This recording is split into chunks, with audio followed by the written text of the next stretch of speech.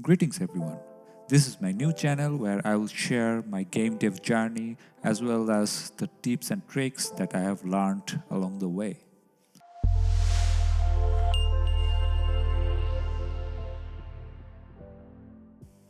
In this video, I want to show you how I created this invisibility, or you can say transparency shader like this. This is a gameplay video of my game Magic Mineral. So let's get started. Let's think about it. How can we create an outline around our character? It's actually pretty simple. You just need to offset the alpha value of the character sprite by 1 pixel in 4 directions: top, bottom, left and right. But how can we do it inside Unity Shader? That is what I want to show you now.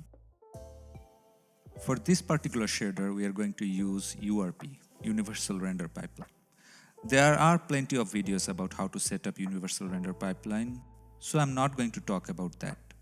Instead, I want to spend as much time as I can in the process. To create a shader graph, you just need to go to your asset folder, right-click and find shader graph, and then go to URP. Now, whether you want your shader to interact with light or not, you might use sprite unlit or sprite lit shader. In this case, we are going to use sprite unlit shader because we don't want our shader to interact with the light. Now let's name it transparency. Now double click the shader to open the shader in the shader workspace and rearrange a bit to give ourselves some more space. First things first, we need a texture which will be our default texture for the shader. Let's name it main text. We can basically change this texture from the graph inspector. Just drag and drop your desired sprite onto the default texture slot and we are done. But to make our texture readable to the shader calculation, we need a node called sample texture 2D. It has some particular outputs like RGB, but in our case we need the A, which is the alpha channel of the sprite. So alpha is basically black and white value. Mathematically, black is 0 and white is 1, or in other words, white part is the alpha part and the black part is the transparent part of the sprite. This will be really valuable for our purpose in the later stage. Now what we can do is to see what we have done so far. So if you plug the output to the base color, you can basically see in the preview what we have done. And if you want to see the effect on any game object, you just need to create a material. So select the shader and create a material based on the shader. Let's name it transparency and select the object and change its default material. But there is this black part around the object. We don't really want that. We want transparency. But luckily, that is pretty simple. You just need to plug the output to the alpha channel as well.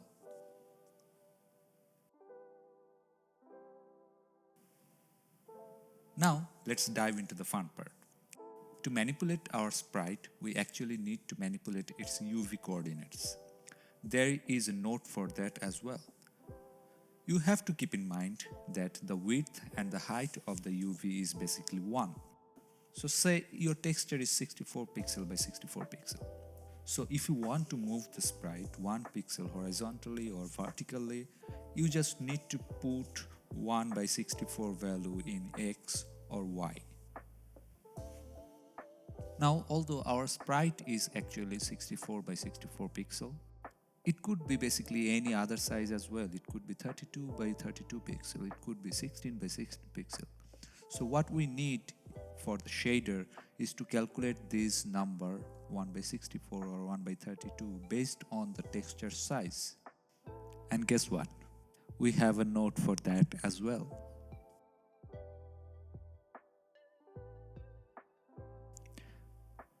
Now, what we need to do is to get that magic number. Basically divide 1 by the width or height of the texture and then offset that amount from the main texture. We can also take help from the timing and offset node as well. As you can see, we can offset the texture both vertically and horizontally.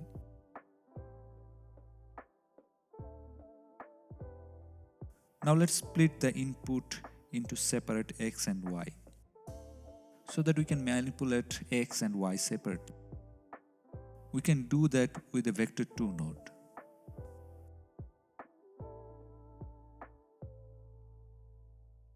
Now connect the divide output to X and you get the desired offset in the left. We have to do this same process 4 times. So let's group all the nodes that needs to be duplicated. Now to make the offset to the right side, we have to negate our number and plug it to the X as well. And then add the 2 offset.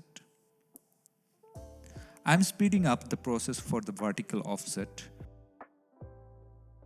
At the end, we just need to add everything together and we get the offset sum. But remember, sum of the pixel is actually more than 1 as we got the value from both axes. So all we need to do is to clamp them between 0 and 1.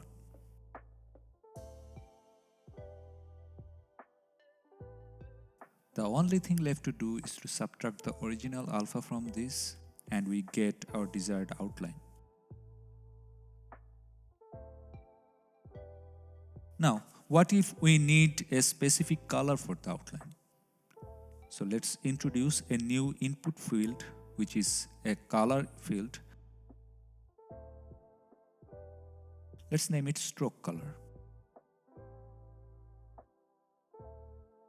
Now what we need to do is to multiply this color to the white color. In this case, we want to multiply the white stroke.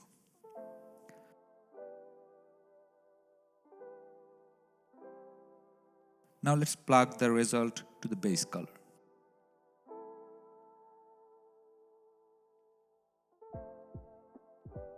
From the inspector, you can change the texture and the color. You can use your animation sprite sheet as well.